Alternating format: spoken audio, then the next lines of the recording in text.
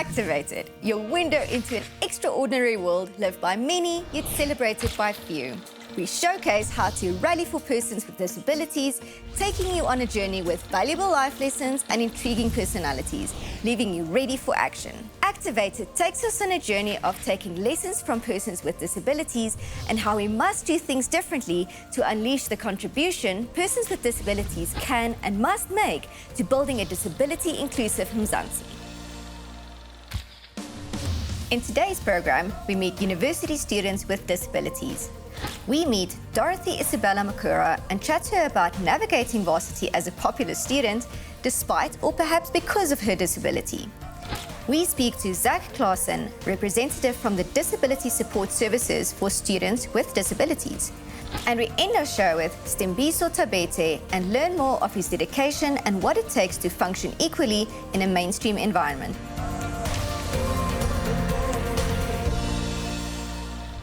Hello and welcome to Activated with me, Helga Barkhuizen.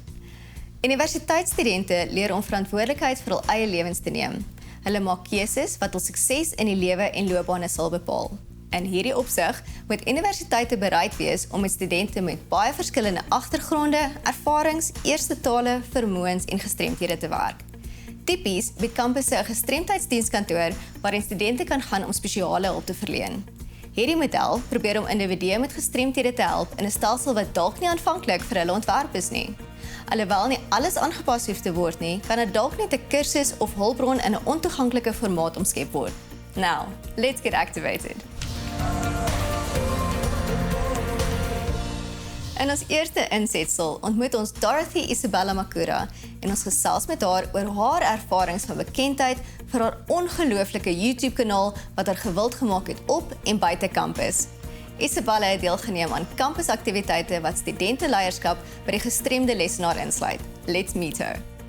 Dorothy Isabella Makura, who prefers to be called Isabella, is a final year student from Polokwane, studying towards her LLB at the University of Limpopo. Isabella is from a remote area called Westernburg, which is notorious for drugs, violence, and a trend of pregnancy. Isabella has a physical disability called rickets, which is when one has weakening joints and is a condition that is known to hinder bone development. Though Isabella can fully walk, she's slightly hindered by a disability in activities like jogging and running. She also has limited stair usage and can't participate in any sporting activities. Well, first things first is I became a comrade. When I came into class, I believed I've always been a person, in a personal sense, I've always loved beauty. I've always loved looking beautiful, dressing nice. You eventually get attention drawn to you, and I guess that's also how I became so popular. I was known as that girl in the beginning. Then I became a comrade, the academic bullet on the side. I'm in SRC. I am everywhere, doing everything I can to build my name. And my disability played a big role in a sense that people just didn't understand why her. And I was bullied a lot. Trust me, I was bullied a lot. Times I'd cry, times I'd call my dad. I confided a lot in my dad, a lot in my dad. I'd call him, look man, this is happening and how am I supposed to deal with this? It broke me at times because, I mean, if we all could call God, hi, how are you? Can you please make my body like this? I'd like shorter hair, please give me blue eyes. We could all do that. But this is who I am. And I guess with growing up, I ended up noticing it's nothing I will ever change. So I'm either going to allow it to eat me or build me. And I think that's why today I'd like to believe I'm a resilient character. I'm strong.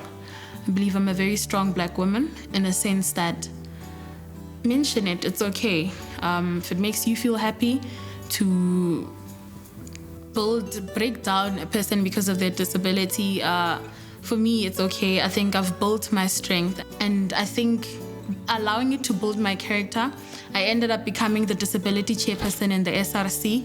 I am currently the Secretary General under SAUS for the Disability Committee. So I write for the Disability Committee of SAUS, being the South African Union of Students. So that's nationally. I write for 26 universities.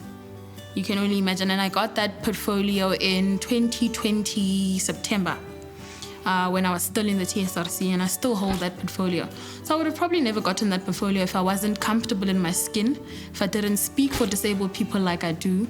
I always say that the only disability in life is the inability of a proper person to see a disabled person as more. So you are actually disabled because you don't see me as more. You do not see me as an equal. You do not see me as capable. You do not see me as someone who can do just like you can do. When I came to UL and I did that business management, I didn't really know about the center yet.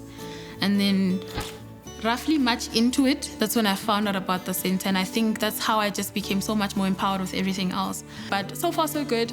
If I would rate it on a scale of 1 to 10, I would definitely give it a 7. Inclusivity in the University of Limpopo, I would give it a 7. The center has tried really hard to ensure that we are happy, we are home, we are at peace. I have never experienced so much love. I've never experienced so many opportunities.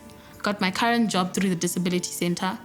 So you can only imagine how much more great things people get access to, bursaries and so much outside of the institution. But inside the institution as well, there's so much inclusivity that is brought in by the center. When you come to varsity, you're going to meet different people. University of Limpopo has roughly around 21,000 students. You're going to meet different souls, different energies, happy people, sad people, violent people, people who, different kinds of people who will upset you, people who will make you happy. Find yourself, find your truth, stand your ground, and you will never be shaken. Stay firm, stand still. No matter what the storm is around you, create a bubble around yourself. Choose what comes inside your bubble. Is it stress? Is it success? Someone is knocking. That's stress knocking. Are you allowing stress to come in your bubble? Are you allowing success to come into your bubble? Are you allowing a distinction to come into your bubble? Are you allowing a biased lecturer or a certain stigma because you're disabled to come into your bubble? What you allow in your bubble is what you allow to control you. And if it controls you, it ultimately breeds where you go to next. Are you actually going to succeed or fail? So it is much up to you. That is the only advice I can give to someone who is currently in where I was, because I wish I knew some of the things that I knew now back then, because I think I would have possibly handled things better. But that is the only advice I can give people. Be still, be who you are, be proud of who you are, and just never change. Never try to fit in, be yourself. Those who love you will love you for you, and that will actually be the greatest peace you find, because you never have to pretend. In an academic sense, in a personal sense, social sense, spiritual sense as well. Be you. The National Student Financial Aid Scheme provides financial aid to undergraduate students to help pay for the cost of their tertiary education after finishing high school. This consists of assisted devices, 50,000 Rand once off, human or other support, 50,000 Rand per year, medical assistance, 2,000 Rand once off. And to qualify for the disability aid, you need to follow the following criteria. You must be disabled, and it must be a long-term impairment. You must be a South African citizen, you must have a household income of under 600,000 Rand per year, and studying or intending to study at a public university or Thabethe college. After the ad break, we speak to Zak Claassen, a representative from the University of Pretoria Disability Unit. We'll be right back.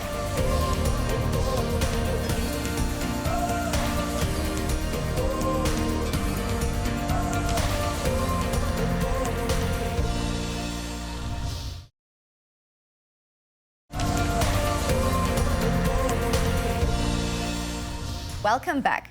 Zak Claassen is a student from the University of Pretoria who graduated with his BSc Human Genetics degree cum laude. Claassen, a blind student, went on to achieve honours, also cum laude, in bioinformatics, and then his master's degree in an 8-year journey that required much determination and perseverance in the face of adversity. Training a blind student is a team effort and required the commitment of everyone involved, from the students and lecturers to the Disability Lab of the University of Pretoria. Unable to see all the visual material required for his degree, Zak had to rely on his screen reader software, descriptions from textbooks, and digital scans and printouts in Braille from UP's Disability Unit.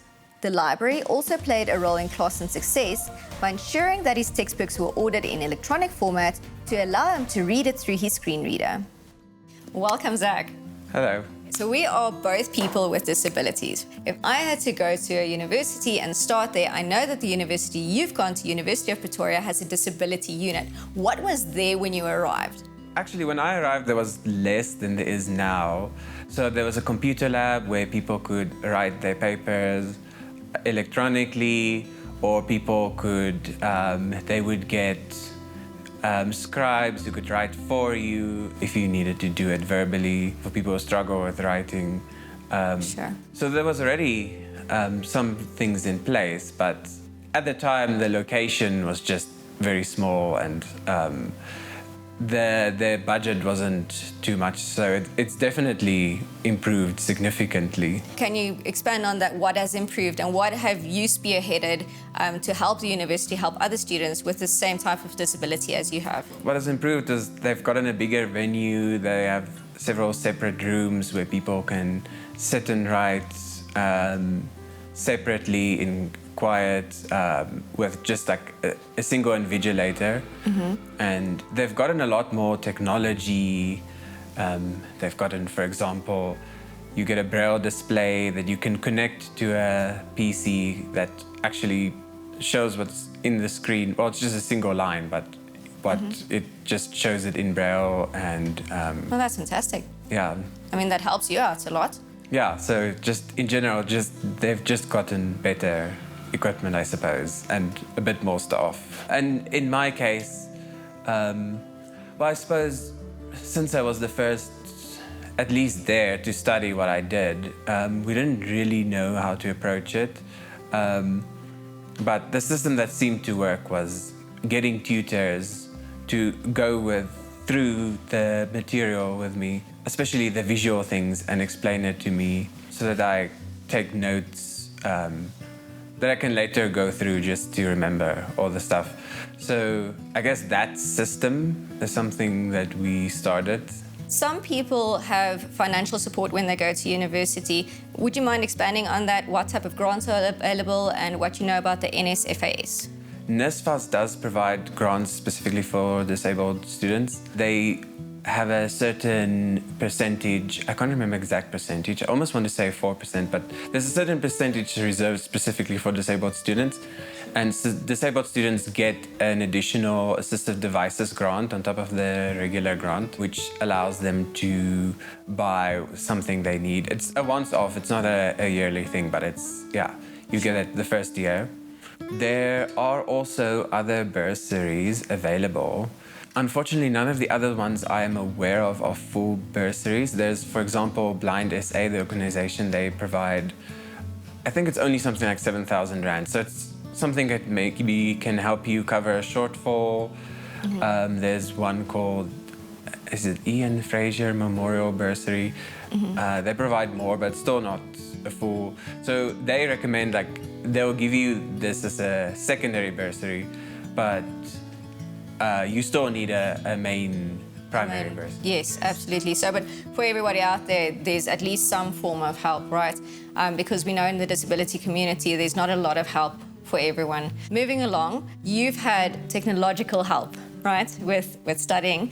What would you say to students that have the same type of struggles, that there's a difficult course that they want to study?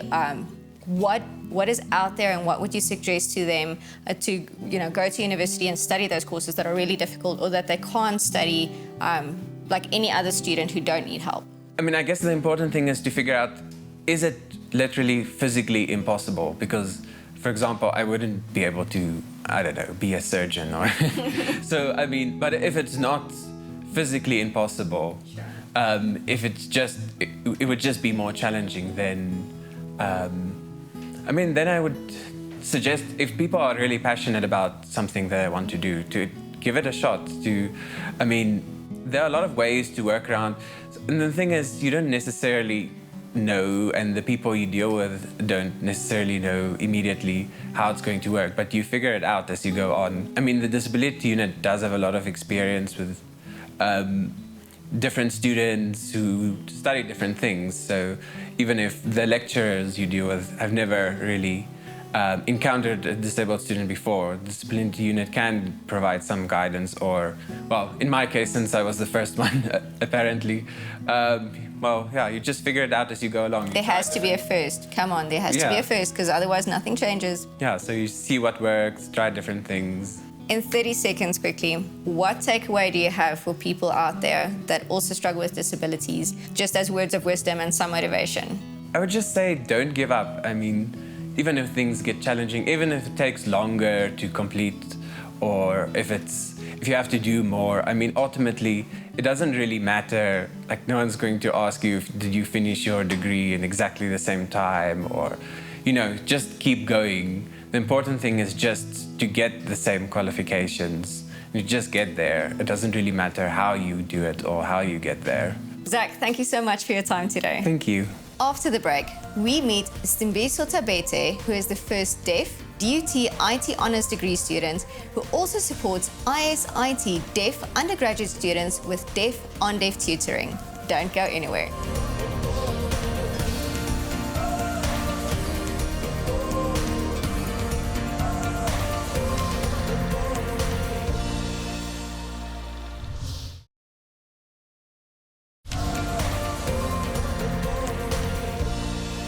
Sthembiso Thabethe lost his hearing when he was 8 years of age and was forced to give up in education, which resulted in him spending 4 years at home before his grandmother found a new school for deaf pupils called KwaThintwa School for the Deaf, located in Old Main Road, Harrison, Cato Ridge in KwaZulu-Natal. Let's meet him. Sthembiso's hearing impairment has always been very challenging, but he has been fortunate enough to have met people who have made his life less challenging academically as well as easier going, especially at the DUT Disability Rights Unit, DRU. As a deaf person, Thabethe feels privileged with the opportunities of higher education and a wealth of experience at university. Thabethe has gone on to be appointed as the Deaf Supervisor at the DUT Deaf Centre and leads different initiatives in the university that ensures deaf students are empowered, as well as doing visits to schools for students with hearing impairments in KZN.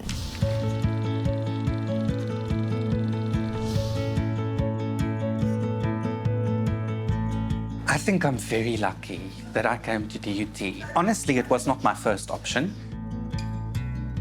My first option was Wits University in Johannesburg. But unfortunately, I did not meet the entry-level requirements. I wanted to study social work. So for deaf people to be mainstreamed is very important. And it's important that support is provided for them to further their academic career. Unfortunately, Wits was not in the position to do so. My goal was to continue my tertiary education. I wanted a degree. So here at DUT, I found perfect support. So the plan was to study 1 year and then go back to Wits after I meet their entry-level requirements. But when I was explained about career guidance, what DUT would offer, I changed my mind and I decided to stay at DUT because technology is extremely useful. Look at us as the deaf community. We use technology to be able to communicate. We even use hearing aids. And so I got exposed to web development, app development, and the department is very, very accessible to deaf students. The Information Systems Department at DUT makes sure that there are interpreters who interpret for us in class. So, I would just cope like any other person in class because I've got access to information through a sign language interpreter. I can consult with my lectures through interpreters. So the support in terms of information accessibility is very good for me here. And it helps me progress. My aim is that more and more deaf people come here to actually facilitate mainstream education. And the IT world is open to deaf people. And that's why it's the best for me here. Well, I think technology is solution-driven, right? At DUT, if people struggle to communicate, we have got cell phones. So I use my cell phone and I open my notepad to type sentences that I want information shared with any hearing person. That person would then type back to me. And also communicating with emails or through WhatsApp. Makes it so much easier for deaf people to communicate and function independently. And that's how you can see how technology is very important in our way of life. We've got MS Teams, we've got cameras, we've got digital solutions to communicate. Lecturers would communicate with us through email, and that is the best solution. So the Information Systems Department has got all the technical resources for us. My message to the deaf community is, guys, study hard. Don't give up, even though it's difficult. If you struggle, ask for help. There's always teachers or friends who can help you. Know what you want. Be persistent and don't give up. If you keep going, in the end, you will achieve what you set out to achieve. Because it doesn't matter wherever you go, if you reach out, there's always help. At universities, college, my message to you is to never give up.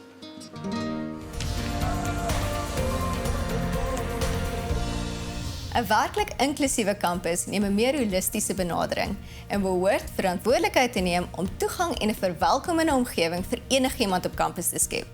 Dit is nie 'n kantoorverantwoordelikheid nie en nie net vir die ongeskiktheidsdienskantoor of die verskaffer van gestremdheidsdienste nie. Dit neem 'n hele kampus, van administrasie tot argitektuur tot akademisie, om 'n verwelkomende en inklusiewe omgewing te skep. Toeganklikheidskwessies moet op alle vlakke oorweeg word. En so het ons aan die einde van vandag se program gekom. Bly veilig tot volgende week, selfde plek, selfde tyd, only on SABC2, you belong. Join, like and share Activated on Facebook.